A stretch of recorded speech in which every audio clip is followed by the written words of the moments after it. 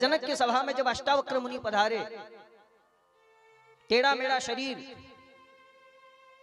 बाल बिखरे हुए हैं, ब्रह्म तेज चमक रहा है, लेकिन शरीर के कपड़े देख करके, उनके अवस्था को देख करके जो वहां पंडित लोग, बड़े बड़े ज्ञानी बैठे थे, सब हंसने लगे। अच्छा, एक बात और आपको बता दूं, पंडित का मतलब क्या है? पंडित का मतलब ये नहीं है चंदन टीका लगा लिया, धोती कुर्ता पहन लिया, सो पंडित बन गए। पंडित का मतलब ये नहीं होता। पंडित का अर्थ क्या होता है? आत्मवत् सर्वभूतेषु यह पश्यति स पंडितः। पंडित का मतलब होता है जो आत्म रूप से सबका सम्मान करे, सबका आदर करे, वो दुनिया में पंडित के नाम से जाना जाता है। केवल चंदन टीका लगाने से पंडित नहीं होते मेरे भाई, धोती कुर्ता पहन लेने से पंडित नहीं होते। ब्राह्मण कौन है? ब्रह्म जानाति ब्राह्मण। जो ब्रह्म को जानता है, जानने का प्रयास करता है, वो ब्राह्मण माना जाता है। तो अष्टावक्र मुनि को देख करके सब हंसने लगे, सब मजाक उड़ाने लगे। अब जितने भी वहां पंडित ज्ञानी बैठे थे, सब हंस रहे हैं। राजा जनक ऊंचे आसन पर बैठे हैं, अष्टावक्र मुनि के स्वरूप को देख करके सब मजाक उड़ाते हैं, सब हंसते रहे। थोड़ी देर हंसते हंसते सबने जब हंसना बंद किया, तब अष्टावक्र मुनि अकेले हंसना चालू करते।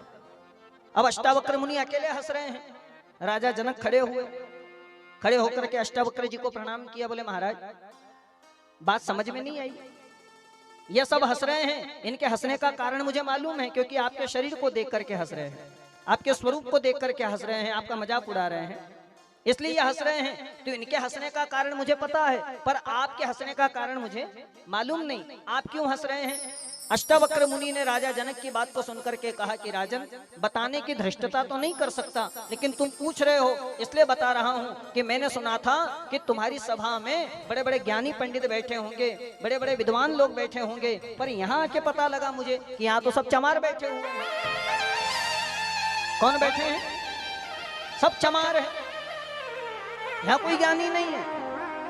अब जितने भी वहां ब्राह्मण थे, विद्वान लोग, सब खड़े हो गए, मूंछों पर ताव देने लगे। खबरदार है, हमको चमार कहता है? हम तेरे को चमार नजर आते हैं? जानता नहीं, हम वेद वेदांत को जानने वाले, पुराणों को जानने वाले, पूरे शास्त्रों का ज्ञान हमको है, और हमको चमार कह करके हमारा अपमान कर रहा है।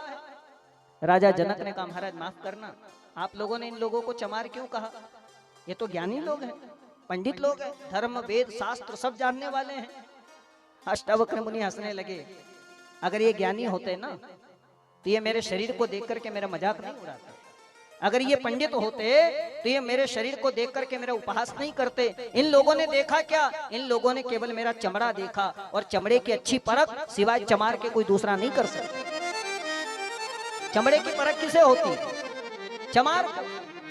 चमार को ही मालूम है कौन सा चमड़ा कौन सी क्वालिटी का है। इन लोगों ने भी ये हरमांस का पुतला देखा, ये शरीर देखा, ये चमड़ा देखा, जो एक न एक दिन नष्ट होने वाला है, लेकिन आत्मा में रहने वाला परमात्मा, अगर ये चाहते तो इस तरह मेरा अपमान नहीं करते, उपहास नहीं करते, आत्मा में रहने वाले परमात्मा का सम्मान करते। लेकिन इन्होंने देखा क्या?